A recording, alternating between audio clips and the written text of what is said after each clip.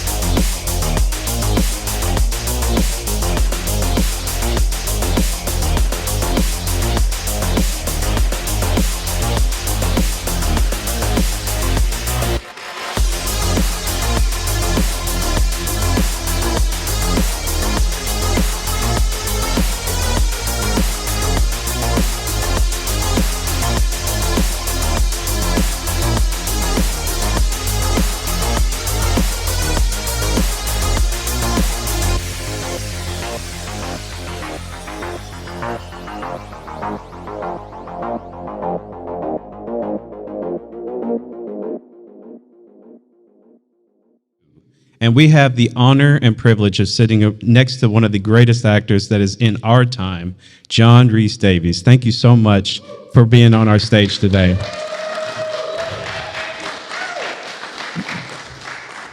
Now all I have to do is live up to that.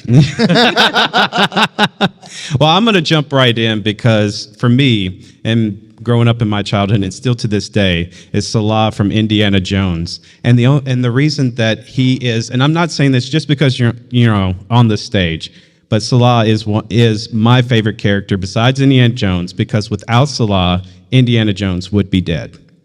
If without him, there would be no Indiana Jones 2, no Indiana Jones 3. Salah saved his life, and he's always been I wouldn't say sidekick, because you're your own character.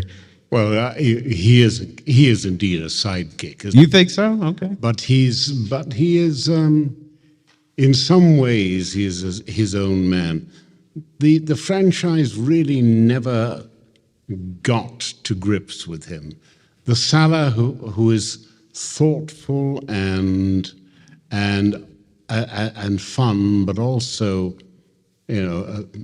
a rescuer, an anticipator of danger, in the first one, is slightly a buffoon in the second one.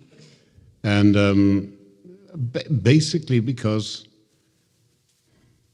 Hollywood really doesn't know quite how to deal with a character like a Salah. When you think about it, Salah is, in fact, probably the most popular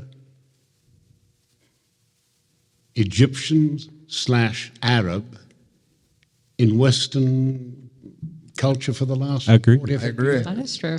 And Hollywood just doesn't quite understand what that means. So we have to laugh at him rather than laugh with him, perhaps. But it was a great journey, and of course, I mean, these are such rollicking, great movies. Mm-hmm. I mean, when I saw the first one, and you remember that opening of Raiders of the Lost Ark with the great rolling ball, and the switching. This yeah. It's like this. That opening scene, I watched it in the cinema for the first time, and my heart sank. I thought, oh, how can one ever top the opening of a film like that? I've never seen an opening like that. And then it did. Yeah. I mean, what genius and creativity, and just to be part of that was glorious. Sorry, that was a long answer. No, wait, I'm sitting here like Perfectly. Yeah. We're just like, talking, John. We're just like this. Yeah. And he also had some of the best quotes in the movie, like, Bad dates. yeah, bad dates. Or what is with this junior? That's my favorite line Yes. in The Last Crusade. He's called Henry Jones Jr. Oh. Indiana was the dog. You are named after the dog? That's my favorite line in that movie. I love that dog. Yeah, we had fond memories of that dog. Well, let's jump in because a lot of people here want to hear a little bit about the Lord of the Rings. Did you have a question, Rachel? Well, what I wanted to know is like there was a swath of like amazing lines that came off of Peter Jackson and Fran Walsh, the combination that they had. So what would have been the most amazing line that you got to say, and one that you would have preferred, based off of what you brought to the character of Gimli, because he's like, you really made him a chronicler in a way in that films. They were, first of all, just turning The Lord of the Rings into a screenplay was the most extraordinary challenge, and one that almost everybody else said, you can't do it. I mean, just think about it. Everything is wonderful, and then there's a little cloud on the horizon, and then something goes a little bit wrong, and then there's a little bit of a fight, and then there's a skirmish, and things really start to look a little bit unpleasant, and then it gets worse, and then it gets bad, and then it gets really bad, and then you've got this constant. You can't shape that book into the sort of the rhythms that we would require in film. And the fact that they did it alone was the major thing. For me, the major problem would be if I don't believe that the hobbits are small and not looking like Darby O'Gill and the Little People or something like that. Jolly little leprechauns, Jesus running around like that. If the audience can't believe that, then we haven't got a film. And I remember watching one of the first screenings in the screening room with Ian McKellen sitting next to me, and it was that scene where Gandalf comes into the village on his cart, and a little Frodo jumps up beside him. And he came in, and a little Frodo jumped up beside him.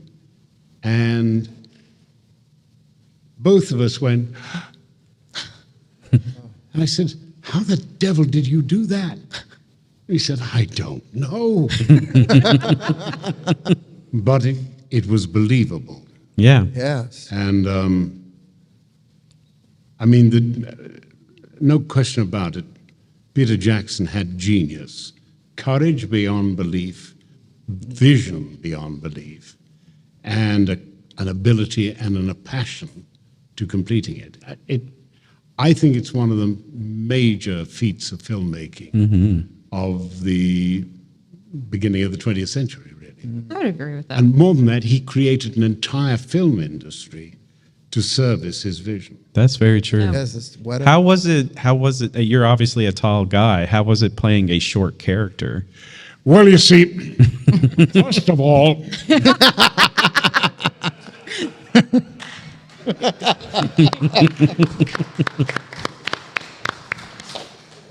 the old gags are the worst gags. It was great. I found the inner dwarf.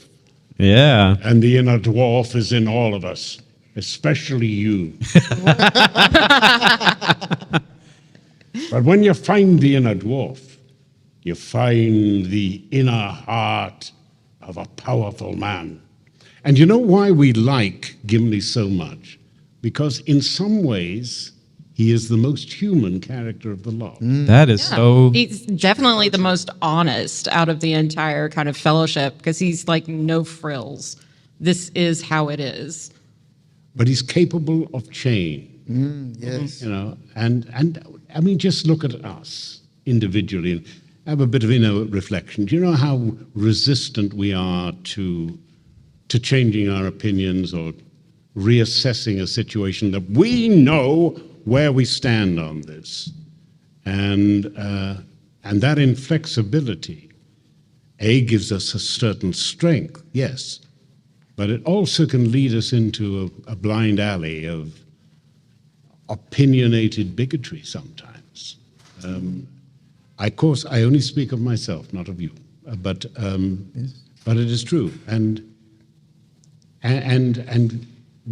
Gimli, in some ways, is all that is bad in us, all that we sort of despise in ourselves. He's xenophobic, suspicious, hostile, and aggressive. There's sometimes a meanness of spirit there. And yet, the other thing is that he is as loyal a friend as you could hope to be. He sees that the protection of little people, and effectively children, as being part of his duty as a man. That's a reminder that all men should have. You want to define being a grown-up? A grown-up is someone who will protect children, and all children. And he's got that wonderful ability to actually adapt and learn, and finally, of course, there's that matchless courage of his. I mean, that certainty of death, small chance of success. What are we waiting for?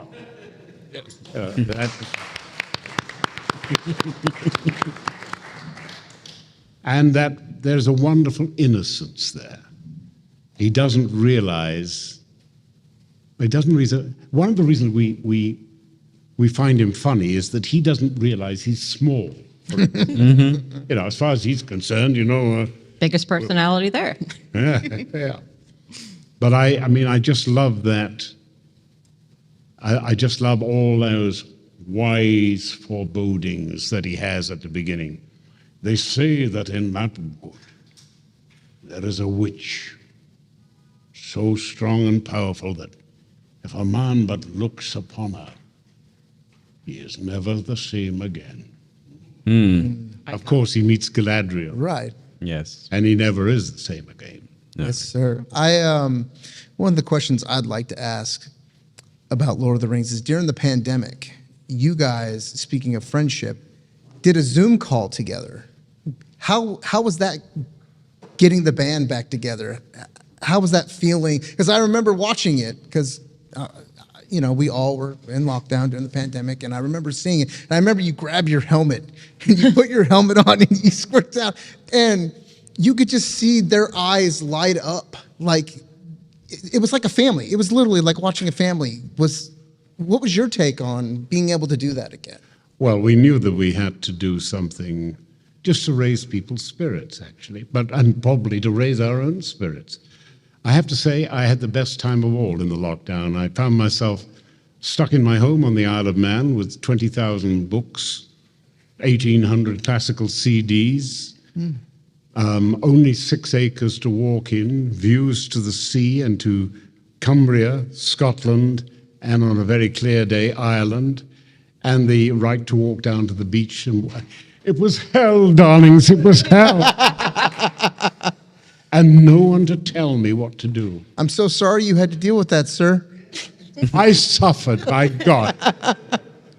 But there were other people. I mean, I know of one couple who have a small child, and they're living in a very small single-bedroom apartment with strangers and vagabonds actually sleeping on the stairs to get up to the apartment. You're in lockdown in circumstances like that. You really know that it's a major, major crisis and damaging to your mental health. Yes, sir. But it was great fun to get back together. And It sure looked like it. Yeah. It looked like it was one of the best times in your guys' life. And you brought a lot of people's spirits up, I will tell you that. that's good. From my perspective, as soon as I saw it, and then when you grabbed the helmet, it was like, oh, I had that moment watching it. It was so good. If I may jump in, and I'm wondering, because every role you take, you make it so unique and yours that they have to bring you back, or you are just stand out to where you connect with like fans. How do you personally, when you get a role, come into that role to make it your own? Because you have things like Lord of the Rings, Indiana Jones, Sliders, just to name a few, that you have such a unique character, and they're all so different. Because, a lot of people in these day and age get typecasted. We're like, oh, we can just get him because he already knows how to do that. But if you take these three characters individually, they are so completely different, but they're so amazing that we have to have you as that character. How do you approach? Well, first of all, thank you for that. That was very kind. I think you create different characters in a different way. I alluded to the very strange way that Lord of the Rings starts at that level and then it gets darker and darker and darker.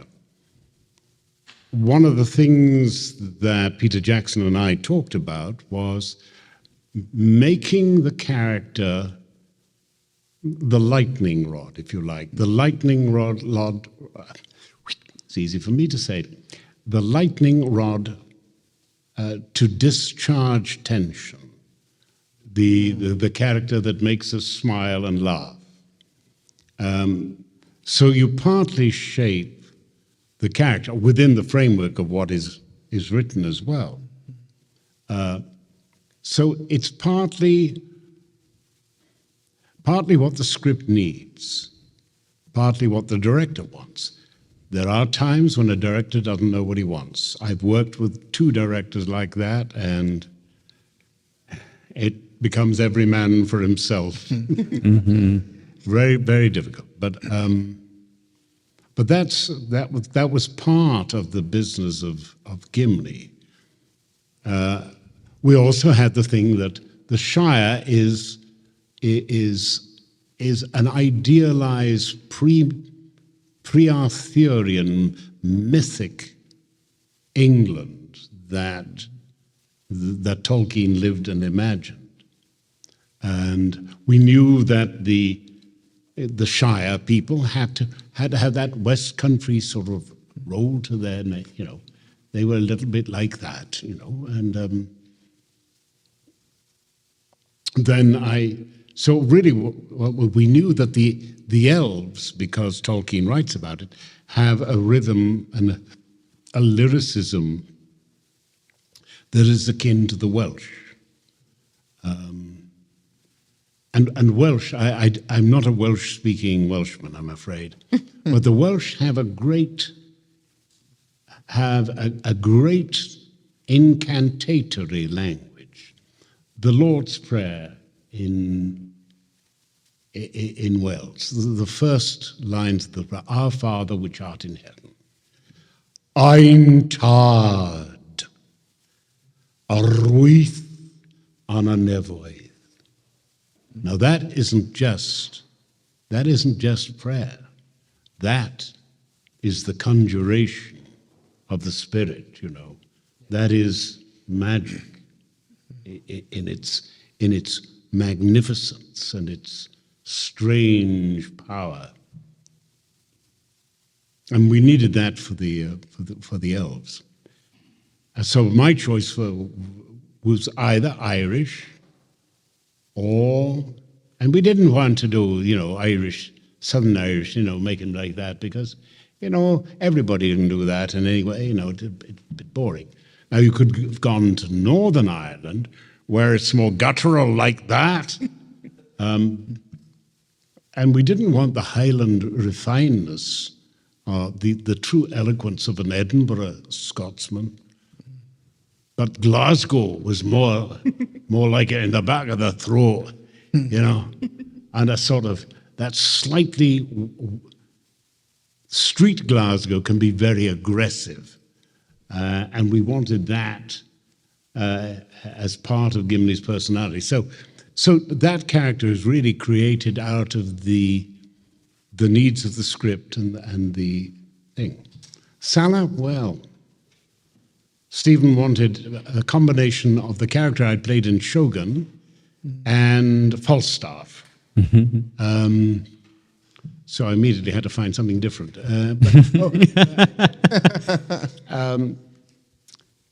Max Arturo is the hardest thing for a writer is to create someone more intelligent than them. When you're creating genius, when you're writing genius, if you're not a genius, you've got a bit of a problem. So one had to find a character that was intellectually very powerful, skeptical, rational, and yet being obliged to open his eyes to the fact that this talented young student, had found a way of creating or entering alternate universes, and then we were in it, and encountering a universe, an alternate universe of the most extraordinary people and blistering idiots as well. I don't know. I guess if it's well written, the character comes to life, doesn't it? Sorry, that was a No, I'm just in awe of just here listening to you. But we do have to come to an end. Sadly, I wish I could sit here for 3 more hours. They're telling me. But as we come to an end, we do know that the new Indiana Jones is coming out. In a short phrase, should we see it? Are you excited for us to see it? Premiere in LA on the 14th of June. I'm still bound by secrecy. I'm not even meant to tell you that I'm in it. But since the trailer, since I'm in you in the trailer. I saw you in the trailer. That person is not me. Well, somebody looks an awful lot like you, and he sounds like you, and he does a very good job of you. Yep. You can't have any Certainly is a imitation. pig with lipstick on, you mean? No, there's no imitators for you, sir. There's nobody that can replace you. But what I can say is I think the script is very good. Of course, Harrison is Indiana Jones. The film is about Indiana Jones. The other cast members are all in their way brilliant and superb. The director, Mangold, he is an extraordinarily good director. He's the only I had to tell him when he was trying to persuade me to be in the darn thing that I'd seen Ford v Ferrari 3 times, and I think that was the only film of that year or two that I watched and rewatched because it was just beautifully shot and directed. I think it is going to be a great hit. I'm not sure that it'll ever top the first one, but then what does? What does? Yeah. Well, you heard it here from the legendary John Rhys-Davies. Go see the new Indiana Jones movie, and he cannot say if he's in it or not. Maybe we saw him in the trailer, maybe we didn't, but we are all going to go see this together. We're very excited. Mr. Davis, thank you so much for joining us on this stage. We are so privileged. Also, make sure you come down here tomorrow, stop by his booth, he's signing all day tomorrow too.